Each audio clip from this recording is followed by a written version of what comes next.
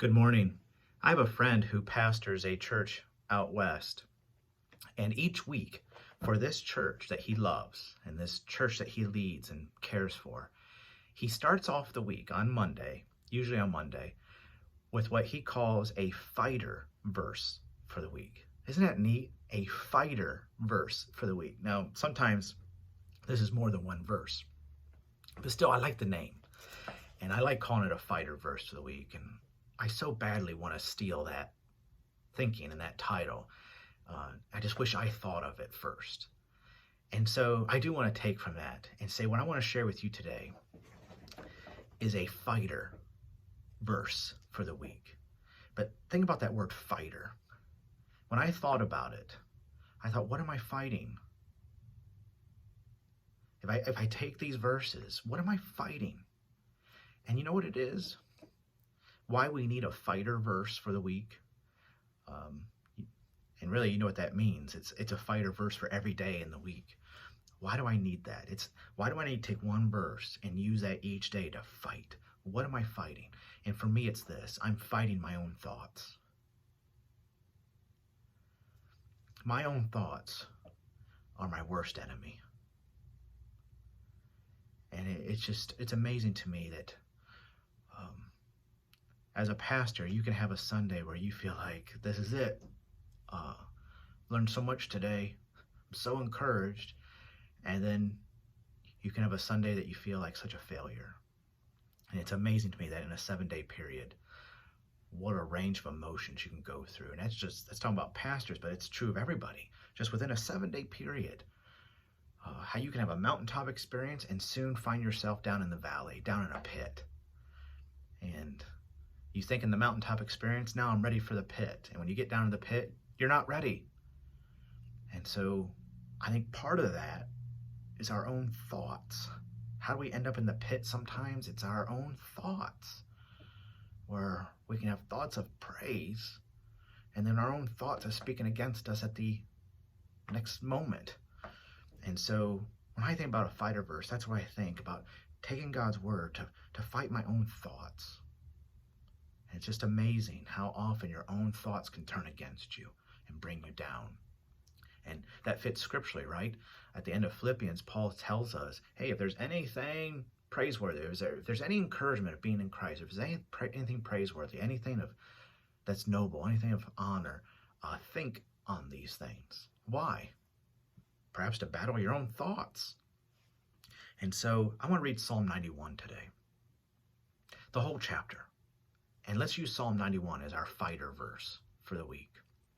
It's 16 verses, and we'll start with verse 1, and what I really want to focus on is verse 14. Psalm 91, actually, it's thought to have been written by Moses. It's one of the few psalms that we have that could be written by Moses.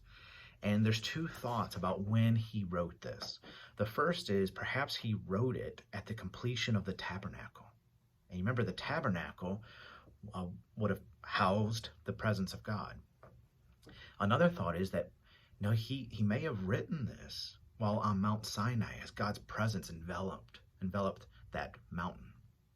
Either way, he wrote this out of his experience, his actual real experience of the presence of God. Psalm 91. He who dwells in the shelter of the Most High will abide in the shadow of the Almighty. I will say to the Lord, my refuge and my fortress, my God, in whom I trust. Now, doesn't that seem to fit both those thoughts, that either completion of the tabernacle or being on Mount Sinai, enveloped in that cloud of the presence of God? Verse 3, for he will deliver you from the snare of the fowler and from the deadly pestilence. He will cover you with his pinions, and under his wings you will find refuge. His faithfulness is a shield and buckler.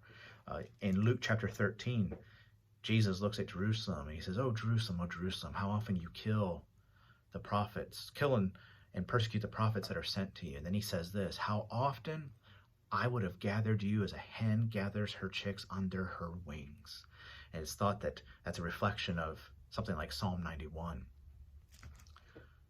Verse 4, he will cover you with his pinions, and under his wings you will find refuge. His faithfulness is a shield and buckler. You will not fear the terror of the night, nor the arrow that flies by day, nor the pestilence that stalks in darkness, nor the destruction that wastes at noonday. 1,000 may fall at your side, 10,000 at your right hand, but it will not come near you. You will only look with your eyes and see the recompense of the wicked. Verse 9, because you have made the Lord your dwelling place, the Most High, who is my refuge. No evil shall be allowed to befall you, no plague come near your tent. For he will command his angels concerning you to guard you in all your ways. On their hands they will bear you up, lest you strike your foot against a stone. You will tread on the lion and the adder, the young lion and the serpent you will trample underfoot. Here it comes. Now, verses 1 through 13, that's the voice of Moses. Verse 14 through verse 16 is the voice of God. So you need verses 1 through 13, and then here God speaks. Because he holds fast to me in love, I will deliver him. I will protect him because he knows my name. When he calls to me, I will answer him. I will be with him in trouble. I will rescue him and honor him. With long life, I will satisfy him and show him my salvation. Now, what struck me is that there in verse 14, when God says, because he holds fast to me in love. I mean, this is just a pure, loving God. There's a tremendous book, short little book, called Loving Jesus More. And I thought about that on Sunday when in Luke 14, Jesus talked about, if you come to me, anyone who comes to me, if he does not hate his own father, his own mother, his own wife, his own children, his own brothers and sisters, even his own life, he cannot be my disciple. And of course, the simple explanation of that is, love me more. Love me more than you love your dad. Love me more than you love your mom. Love me more than you love your wife. And here in Psalm 91:14, it's not loving the things that God does or loving God because of what he gives. This is just strictly loving God more. And God says, because you hold fast to me in love, strictly because you love me, I will deliver you. I will protect you. And notice this, because you know my name. And we've explained before, knowing his name is understanding who God is. Verse 15, when he calls to me, what do we call that? When you cry out to me, when you pray to me, I will answer you. I will be with you in trouble. I will rescue him and honor him. With long life, I will satisfy him and show him my salvation. So one thing I wanted to focus on for myself this week, verses 1 through 13 of Psalm 91, is being aware of the presence of God. And what does that mean, to be in his presence? Well, Moses shares with you, he had a couple experiences. I have that mountaintop experience at Mount Sinai, and then I have this tabernacle experience, being a part of building this place that would be a dwelling place for God, a tent, which isn't that interesting too. In John 1, verse 14, John writes, and he put on flesh and dwelt among us. Talking about God, put on flesh and dwelt among us. How did he do that? Well, his name is Jesus. Christmas is about God putting on flesh and dwelling among us. John 1:14 could also read, and tabernacled among us. And anyone familiar with the Old Testament would think back to the tabernacle out in the wilderness. That the tabernacle was a place for God to come dwell among his people. And think how far God went to literally dwell among his people. He put on human flesh. He became one of us. And that's in the person of Jesus. So verses 1 through 13 are definitely about knowing and enjoying the presence of God. And what does that mean? To be aware, overwhelmingly aware that I am in his presence. Well, he's my shelter. I'm in the shadow of the Almighty. And to not know who Jesus is to not know Psalm 91. If you don't know who Jesus is, you cannot know Psalm 91. And In the tabernacle, Moses and the nation of Israel had this foretaste of what was to come. The tabernacle is a foretaste of what is to come. And keep in mind, the tabernacle was to house the presence of God.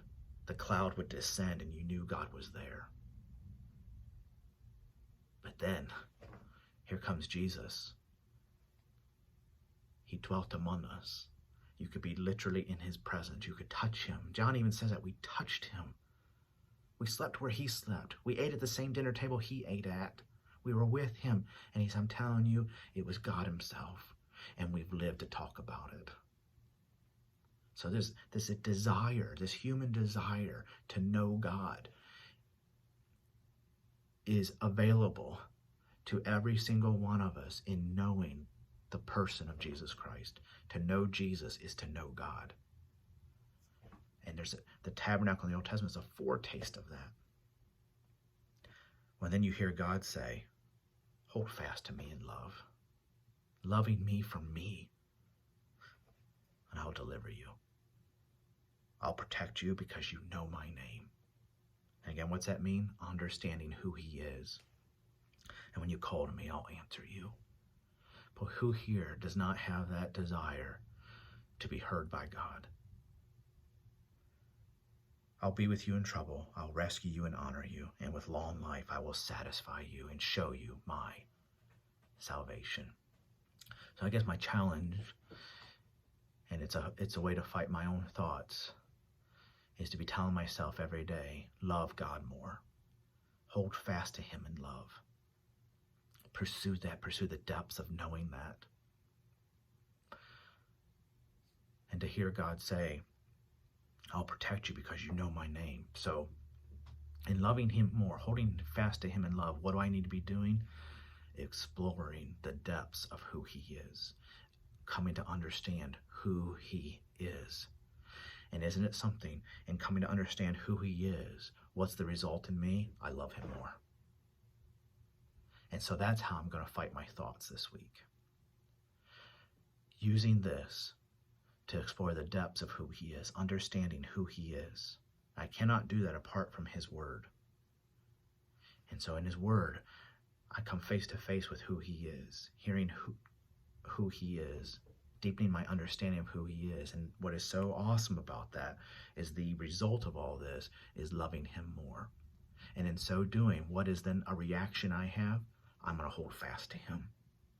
And that holding fast, what's that look like? Dwelling in the shelter of the Most High, verse 1. Abiding in the shadow of the Almighty.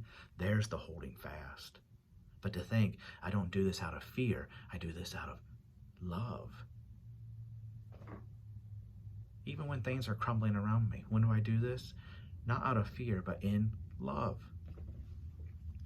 And when he calls to me, I'll answer him.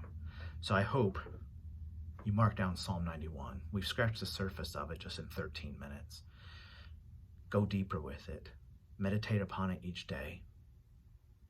And maybe you too need something to help you fight your own thoughts. And perhaps Psalm 91 can be just that.